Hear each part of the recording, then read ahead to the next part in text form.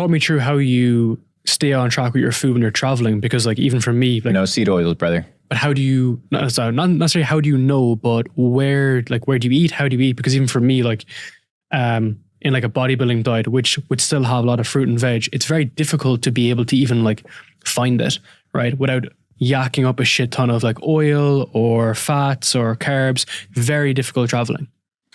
It's funny.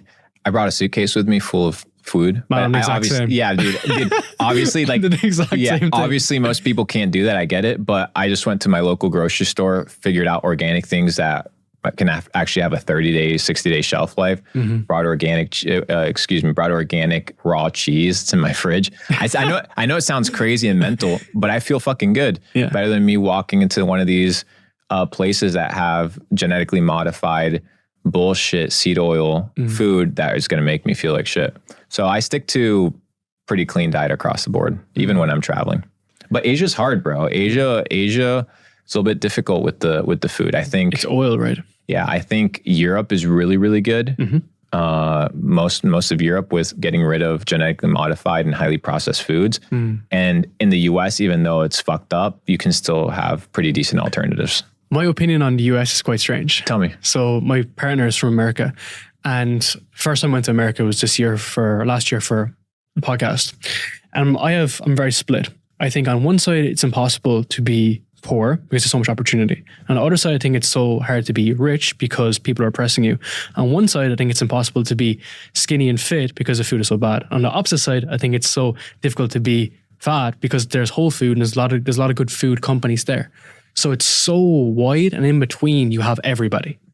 You have choice. You have a lot of choice in the US, but people obviously go to the path of least resistance. So what I've come to realize, you look at the food companies that kind of operate in the US ecosystem, and it's controlled by 4 or 5 big conglomerates. You have Nestle, you have a couple companies that kind of run the entire game. So they give you the freedom or the illusion of freedom of choice that look how many chip options there are.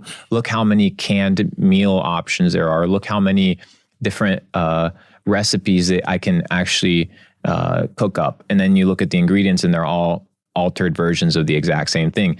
For example, you go to the United States early in the morning, 5, 6 in the morning, and you have 4 or 5 restaurants, McDonald's, Chick-fil-A, Burger King, and Taco Bell. And in the morning at 4, 5, 6 in the morning, you have Cisco, which is the food company that delivers all the same ingredients to all the businesses the same way. So yeah, they'll add a couple spices, a couple ingredients, but it's an illusion of choice. You don't really have a choice. In order to have choice, you need to make real decisions, right? You need to actually choose what you're going to eat and determine that. What do you think about some of the bigger chains like Whole Foods and these brands that are meant to be healthy for you? Like even their Whole Foods is bullshit. So most of Whole Foods is not organic.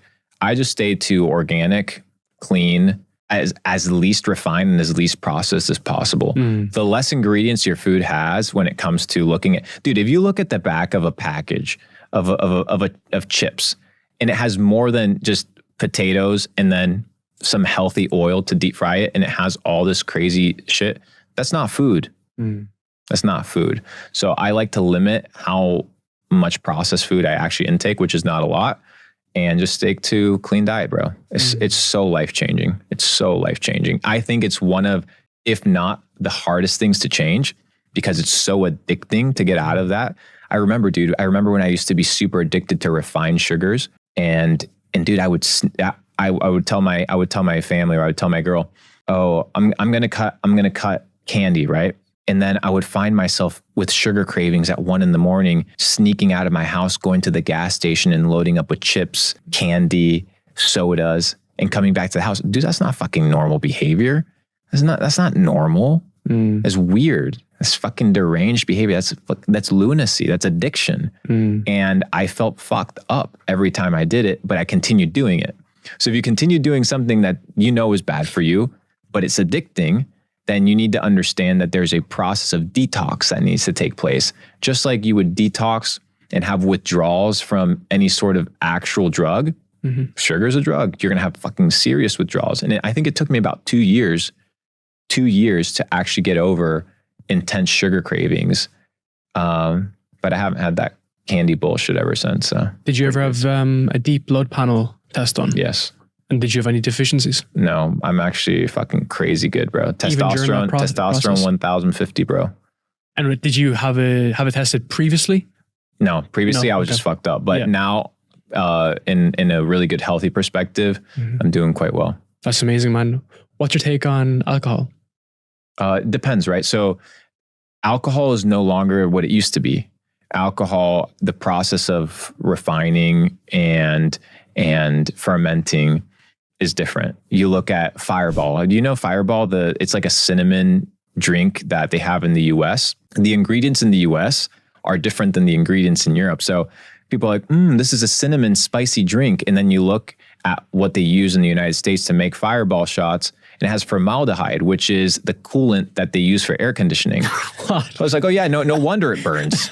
Yeah, no wonder it burns, because it's fucking chemical compositions.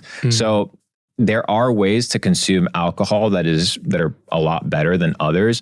For example, you read in ancient texts how they used to drink wine and things of this nature. It was different. The process of making the wine, the fermentation, the preservatives and the additives that were added, the pesticides that were coming into those bottles.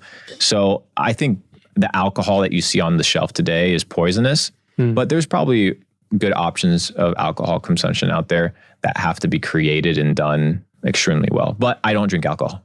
At all? No. It's all about how it's used though, right? Because so I haven't drank alcohol for 500 days. And I had a video in it recently, and a lot of the feedback comes from people is that, well, you could have it once a month and it's fine. It's like, of course you can. You can have a bottle of whiskey or a glass of whiskey once a month or with your partner or whatever. And it's fantastic. You might enjoy it.